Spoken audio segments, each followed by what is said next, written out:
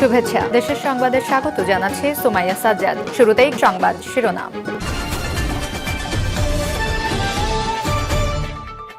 জানিয়ে দেব সর্বশেষ আপডেট বাংলা সংবাদ। শুরুতেই শিরোনাম। ডিজিটাল নিরাপত্তা আইনের মামলায় তারেক রহমানকে অব্যাহতি।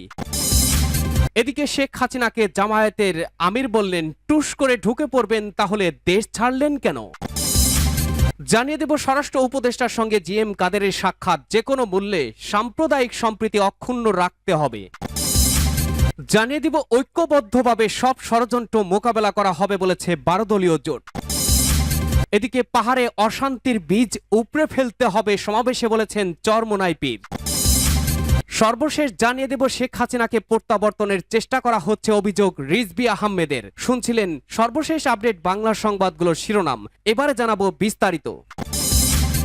ডিজিটাল নিরাপত্তা আইনের মামলায় তারেক রহমানকে অব্যাহতি। জিয়াউর রহমানকে জাতির পিতা ঘোষণা দেওয়ার অভিযোগে শাহবাগ থানায় দায়েরকৃত ডিজিটাল নিরাপত্তা আইনের মামলা থেকে বিএনপির ভারপ্রাপ্ত চেয়ারম্যান তারেক রহমানকে অব্যাহতির আদেশ দিয়েছেন আদালত। রবিবার ঢাকার সাইবার ট্রাইব্যুনালের বিচারক নূরে আলমের আদালতে ডিবি পুলিশের নেওয়া অভিযোগপত্র গ্রহণ না করে তাকে অব্যাহতি দেওয়ার আদেশ দেন। সংশ্লিষ্ট আদালতের ব্রেঞ্চ সহকারী জুয়েল মিয়া এ তথ্য নিশ্চিত করেন। গত 29 জুলাই রাষ্ট্রপক্ষ মামলাটি পুনরায় তদন্তের আবেদন করেন। রবিবার এ বিষয়ে আদেশের দিন ধার্য ছিল, তবে আদালত এ বিষয়ে আদেশ না দিয়ে অভিযোগপত্র আমলে না নিয়ে তাকে অব্যাহতির আদেশ দেন। প্রসঙ্গত, সাবেক রাষ্ট্রপতি জিয়াউর রহমানকে বাংলাদেশি জাতীয়তাবাদের জাতির পিতা বলে ঘোষণা দেওয়ার অভিযোগে 2021 সালের 25 ফেব্রুয়ারি রাজধানীর শাহবাগ থানায় এ মামলা করেন ডক্টর মোহাম্মদ শহীদুল্লাহ হল শাখা ছাত্রলীগের উপত্রাণ ও দুর্যোগ ব্যবস্থাপনা সম্পাদক জাহিদুল ইসলাম। 2023 সালের 2 ডিসেম্বর মামলার তদন্ত কর্মকর্তা ডিবি পুলিশের সাইবার অ্যান্ড স্পেশাল ক্রাইম উপপরিদর্শক হাসানুজ্জামান আদালতে তারেক রহমানের বিরুদ্ধে সম্পূরক অভিযোগপত্র দাখিল করেন।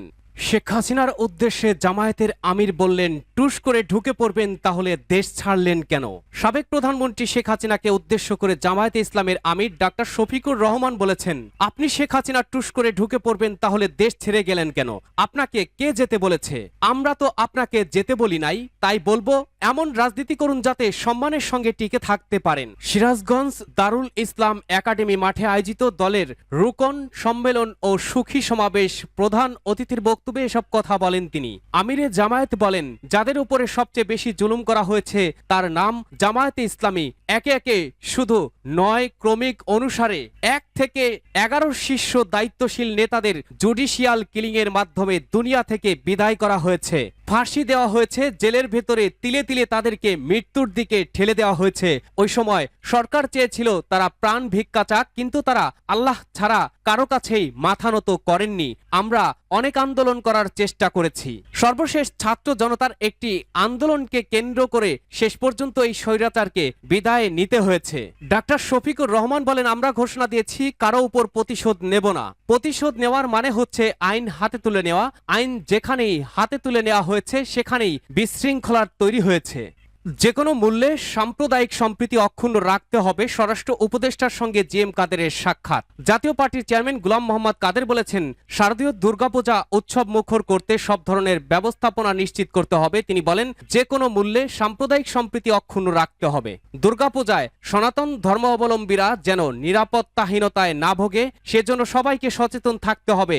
সনাতন ধর্মাবলম্বীদের আসন্ন দুর্গাপূজা নিরাপদ করতে স্থানীয় প্রশাসনকে সহযোগিতা দিতে হবে। জাতীয় পার্টি নেতাকর্মীদের নির্দেশ দেন তিনি। রোববার জাতীয় পার্টির চেয়ারম্যানের বনানীর কার্যালয় থেকে প্রেরিত নেতাকর্মীদের প্রতি নির্দেশনায় স্বাক্ষর করেছেন জাতীয় পার্টির চেয়ারম্যান গোলাম মোহাম্মদ কাদের। এর আগে রোববার দুপুরে সচিবালয় স্বরাষ্ট্র উপদেষ্টা লেফটেন্যান্ট জেনারেল মোহাম্মদ জাহাঙ্গীর আলম চৌধুরী অবসরপ্রাপ্তর সঙ্গে সৌজন্য সাক্ষাৎ করেছেন জাতীয় পার্টির চেয়ারম্যান গোলাম মোহাম্মদ কাদের। এ সময় তারা আন্তরিকতাপূর্ণ পরিবেশে দেশের বর্তমান রাজনৈতিক ও আইন শৃঙ্খলা পরিস্থিতি নিয়ে আলোচনা করেন। বৈঠকে জাতীয় পার্টির চেয়ারম্যানের সঙ্গে উপস্থিত ছিলেন পার্টির মহাসচিব মুজিবুল হক চুনু, প্রেসিডিয়াম সদস্য মনিরুল ইসলাম মিলন ও মাসরুল মওলা। ঐক্যবদ্ধভাবে সব ষড়যন্ত্র মোকাবেলা করা হবে বলেছে 12 দলীয় জোট। ঐক্যবদ্ধভাবে সব ষড়যন্ত্র মোকাবেলা করে নতুন বাংলাদেশ নির্মাণে কাজ করে যাওয়ার প্রত্যয় ব্যক্ত করেছেন 12 দলীয় জোটের নেতারা। রোববার বিকালে দলটির অস্থায়ী কার্যালয়ে 5ই আগস্ট গণ অভ্যুত্থান পরবর্তী পরিস্থিতির উপর জরুরি সভায় তারা এসব কথা বলেন। নেতারা বলেন, স্বৈরাচারের দোসর এবং বিদেশি শক্তির ইন্ধনে বাংলাদেশকে অস্থিতিশীল করার গভীর ষড়যন্ত্র বিদ্যমান, যার ধারাবাহিকতায় পার্বত্য জেলাগুলোতে সহিংসতা হয়েছে, যে কোনো মূল্যে ঐক্যবদ্ধভাবে এই অপশক্তির অপচেষ্টা রুখে দিতে হবে। তারা বলেন, অন্তর্বর্তীকালীন সরকারের নিষ্ক্রিয়তার সুযোগে একটি পক্ষ দেশে নৈরাজ্য সৃষ্টি করার চেষ্টা চালিয়ে যাচ্ছে। তাই অন্তর্বর্তীকালীন সরকারকে কঠোরভাবে নৈরাজ্যকারীদের দমন করার জন্য কাজ করতে হবে। এই বিপ্লবের গণহত্যাকারীদের অবিলম্বে গ্রেপ্তার করে আইনের আওতায় আনতে হবে। 12 দলীয় জোট নেতারা আরো বলেন, প্রশাসনের মধ্যে ঘাপটি মেরে লুকিয়ে আছে অনেক স্বৈরাচারের দোসররা। তারাই দেশকে অস্থিতিশীল করার ব্যাপারে সহায়ক ভূমিকা পালন করছে। বাংলাদেশ স্বৈরাচার মুক্ত হলেও গণতন্ত্র এখনো নিরাপদ নয়। পাহাড়ে অশান্তির বীজ উপড়ে ফেলতে হবে বলেছেন চরমোনাই পীর। ইসলামী আন্দোলন বাংলাদেশের আমির মুফতি সৈয়দ মোহাম্মদ রেজাউল করিম চরমোনাই পীর বলেছেন, পাহাড়ে অশান্তির বীজ উপড়ে ফেলতে হবে। আমাদের মাতৃভূমি বাংলাদেশকে নিয়ে গভীর ষড়যন্ত্র চলছে। পতিত সরকার ও প্রতিবেশী দেশ মিলে দেশের স্বাধীনতা সার্বভৌমত্ব নিয়ে চক্রান্তে মেতে উঠেছে। রোববার 22 সেপ্টেম্বর বিকালে রাজধানীর পল্লবীস্থ হারুন মোল্লা ঈদগাহ মাঠে ইসলামী আন্দোলন বাংলাদেশ ঢাকা মহানগর উত্তরের পল্লবী থানা শাখার উদ্যোগে অনুষ্ঠিত গণসমাবেশে প্রধান অতিথির বক্তব্যে তিনি এসব কথা বলেন। তিনি বলেন, পতিত স্বৈরাচার সরকার দেশ ছেড়ে পালানোর পর থেকে অন্তর্বর্তী সরকারকে ব্যর্থ ও অকার্যকর করার জন্য শেখ হাসিনার নানা ষড়যন্ত্র ও চক্রান্ত চলছেই। সংখ্যালঘু নির্যাতনের অজুহাত, জুডিশিয়ারি কু, সরকারি কর্মকর্তা কর্মচারীদের আন্দোলন, আনসার আন্দোলন, পুলিশের অসহযোগিতা সহ ফ্যাসিস্ট শেখ হাসিনার দোসর রোকেয়া প্রাচীর কিছু উচ্ছিষ্ট ভোগীর উস্কানিমূলক কথাবার্তা সরকারকে অস্থিতিশীল ও ব্যর্থ করার অপচেষ্টার অংশ ছাড়া কিছু নয়। এখন নতুন করে পার্বত্য চট্টগ্রামে মোটরসাইকেল চুরির মতো সামান্য ঘটনাকে পুঁজি করে সংঘাত সংঘর্ষের মাধ্যমে পাহাড় অস্থিতিশীল করে তোলা হচ্ছে। এর পেছনেও পতিত সরকার স্বৈরাচার শেখ হাসিনার প্রতিবেশী দেশে ষড়যন্ত্র কাজ করছে।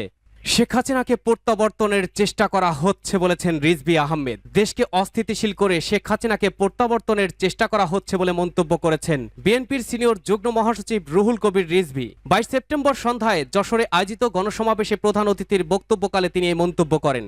যশোর জেলা স্বেচ্ছাসেবক দলের আয়োজনে শহরের চৌরাস্তা মোড়ে গণহত্যাকারী শেখ হাসিনা ও তার দোসর শাস্তির দাবি এবং সম্প্রতি স্বেচ্ছাসেবক দলের নেতাকর্মীদের উপরে হামলা হত্যার প্রতিবাদে এই সমাবেশ অনুষ্ঠিত হয়। সমাবেশে রুহুল কবির রিজভী বলেন, গত 5 আগস্ট এর পর আওয়ামী লীগের অনেকে পালিয়ে গেলেও অনেক নেতাকর্মী ঘাপটি মেরে আছে। এদের কাছে অনেক কালো টাকা। শেখ হাসিনার 16 বছরের শাসন আমলে বিদেশ থেকে ঋণ নিয়েছে 18,35,000 কোটি টাকা। টাকা পাচার হয়েছে 17,60,000 কোটি টাকা। বাকি টাকা দিয়ে কিছু উন্নয়ন করলেও তার মধ্য থেকেও আওয়ামী লীগের নেতাকর্মীরা লুট করেছে। সেই কালো টাকা ছড়িয়ে ষড়যন্ত্র শুরু করেছে আওয়ামী লীগের ফ্যাসিবাদী দোসররা। দাকপে মন্দিরে উড়োচিঠি প্রসঙ্গ টেনে রুহুল কবির রিজভী আরো বলেন, বাংলাদেশের মানুষ একসঙ্গে হিন্দুদের পূজায় অংশ নেয়, পূজাতে গিয়ে খেলনা ক্রয় করে, সব ভেদাভেদ ভুলে আরতিতে অংশ নেয়। এই সম্প্রীতির দেশ বাংলাদেশ। এই সম্প্রীতি ভাঙছেন শেখ হাসিনা। ভারতে বসে ভারতকে উস্কে দিচ্ছেন তিনি। পাকিস্তান আমল থেকে বিএনপির আমল পর্যন্ত হিন্দুদের উপরে হামলা, ভাঙচুর, নির্যাতন হয়নি। তাহলে এখন কেন হচ্ছে শেখ হাসিনার ইন্ধনে এই অত্যাচার, নির্যাতন হচ্ছে? এই চক্রান্ত আওয়ামী লীগের ফ্যাসিবাদ ও তার প্রভুদের যৌথ প্রযোজনা।